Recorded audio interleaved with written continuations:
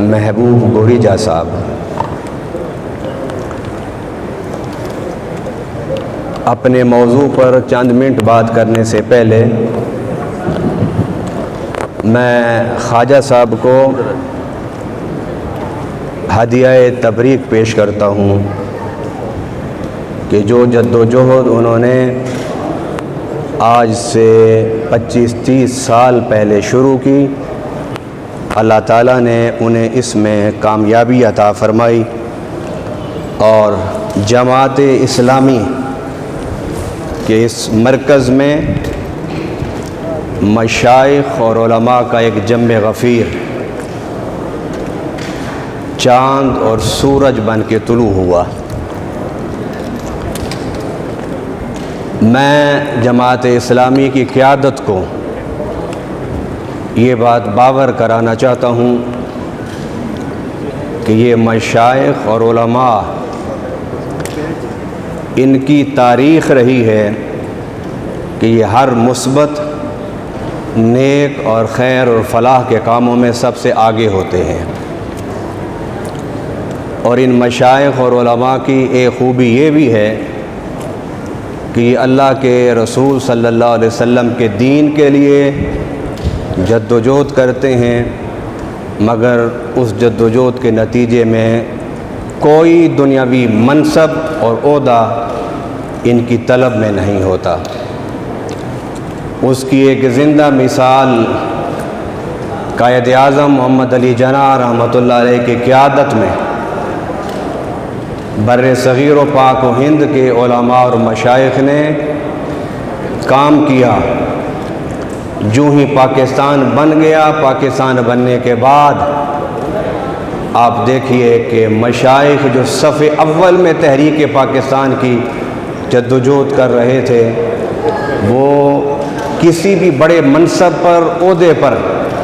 ان 70 سال میں نہ بیٹھے، نہ بیٹھنے کی انہیں خواہش تھی۔ رہی جماعت اسلامی سے مشائخ اور علماء کا کچھ دور رہنا، یقیناً اس کی کوئی نہ کوئی علمی فکری وجوہات ہوں گی، اور میں سمجھتا ہوں سینیٹر سراج الحق صاحب کی قیادت میں، اور اس سے پہلے جناب قاضی حسین احمد صاحب رحمہ اللہ کی قیادت میں، وہ جو فکری طور پر جو ایک خلیج تھی اسے مختصر کرنے کی کوشش کی گئی، اور میں سمجھتا ہوں کہ لا الہ الا اللہ محمد رسول اللہ صلی اللہ علیہ وسلم پڑھنے والے لوگ، ان کے اختلافات کوئی بنیادی اختلافات، اعتقادی اختلافات نہیں ہوتے، وہ اجتہادی اختلافات ہوتے ہیں۔ کفر اور ہمارے اختلافات وہ تنازعات ہیں، تفریقات ہیں، فکری اعتقادی وہ ہمارا فرق ہے، لیکن جس کا کعبہ ایک ہو، جن کی کتاب قرآن ایک ہو، جن کے نبی محمد الرسول اللہ صلی اللہ علیہ وسلم ایک ہوں، جن کی کتاب قرآن ایک ہو، ان کے مسائل کو میں بنیادی اختلافات نہیں کہتا، وہ اجتہادی اختلافات ہوتے ہیں، اور اجتہادی اختلافات فکری نشستوں سے دور ہوتے ہیں، اجتہادی اختلافات باہم میل جول سے دور ہوتے ہیں۔ میں ایک پیشگوئی کرنا چاہتا ہوں، اور وہ یہ کہ جماعت اسلامی کے قائدین نے جس طرح محبت سے کوشش کر کے مجھے اور مجھ جیسے بے شمار علماء اور مشائخ کو یہاں جمع کیا ہے، میں انہیں مبارکباد دیتا ہوں کہ آنے والے وقتوں میں پاکستان میں تحریک نظام مصطفیٰ کی قیادت جماعت اسلامی کرے گی، اگر اسی طرح چلتے رہے، کیونکہ قیادت انہی کو نصیب ہوتی ہے۔ جو ایک محاورہ ہے عربی میں، سید القوم خادمہم، کہ جو خادم ہو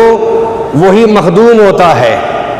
پہلے خادم بننا پڑتا ہے، پھر اللہ اس خدمت کے صلہ میں مخدوم بنا دیتا ہے۔ اب آئیے میں چند جملے، کیونکہ مجھے 20 منٹ کا ٹائم کہہ کر بلایا گیا تھا اور پرچی رکھ دی 5 سے 8 منٹ، اور میں سمجھتا ہوں کہ اتنے بڑے علماء اور مشائخ اور احیاء تحریک کی اتنی بڑی تحریک جماعت اسلامی کے ہیڈ آفس میں اس قدر جملے بولنا بھی میرے لیے کسی سعادت سے کم نہیں ہے۔ وہ یہ ہے کہ تحریکیں جدوجہد سے ضرور چلتی ہیں، مگر جب تک ان کی پشت پر اللہ اور اس کے رسول کی مدد و نصرت نہ ہو تو تحریکیں کامیاب نہیں ہوتی۔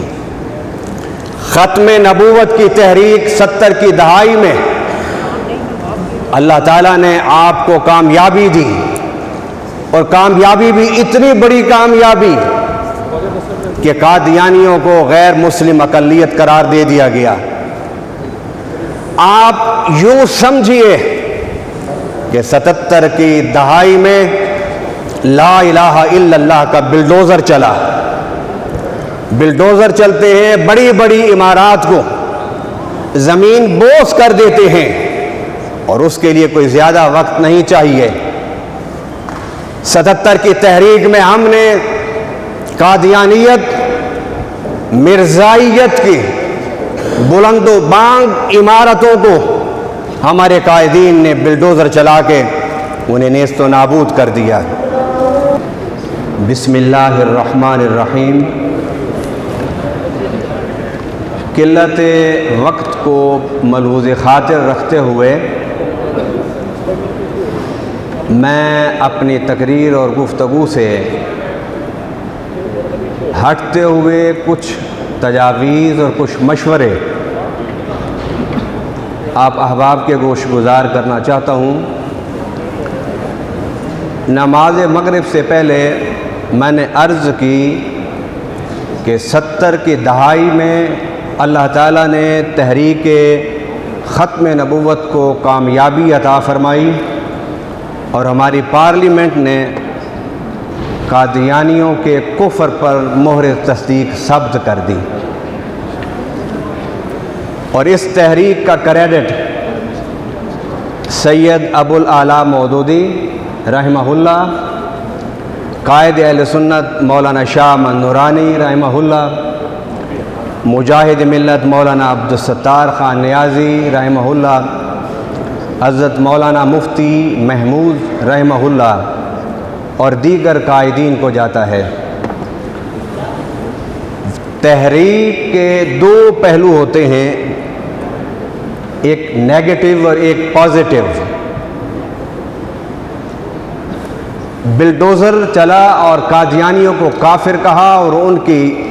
بلند عمارتوں کو زمین بوس کر دیا گیا۔ اب ضرورت اس کے بعد یہ تھی کہ محراب و منبر سے اور علمی فکری تحریکوں کے مراکز سے ختم نبوت پر ذہن سازی کی جاتی۔ 70 کی دہائی کے بعد آج 45 سال سے زائد بیت گئے، اور اس تحریک کے بعد ایک نئی نسل پیدا ہوئی جو آج جوانی کے بعد کہولت کے میدان میں قدم رکھ رہی ہے۔ انہیں ختم نبوت کے بارے میں پتہ ہی نہیں ہے۔ یہ کس کی کوتاہی ہے؟ یہ کوتاہی ہمیں اپنے کندھوں پر لینی ہوگی کہ ہم نے منبر و محراب سے چند موضوعات پر گفتگو کرنے کے علاوہ اتنے بڑے موضوع پر گفتگو کی ہی نہیں۔ میں جماعت اسلامی کے اس مرکز میں جناب سراج الحق صاحب کو یہ تجویز دیتا ہوں کہ ایک پوری لانچ کریں ایک پروگرام کو، جس میں اس نوجوانوں کو بتایا جائے کہ ختم نبوت کیا ہے، ختم نبوت کی تحریک کیا تھی، اور ختم نبوت کی تحریک میں ہمارے اکابرین نے کتنی قربانیاں دی ہیں۔ دوسرا، 77 کی دہائی میں اللہ نے ایک ہمیں کامیابی دی تھی سیاسی بنیادوں پر، اور وہ یہ تھی کہ تحریک نظام مصطفیٰ صلی اللہ علیہ وسلم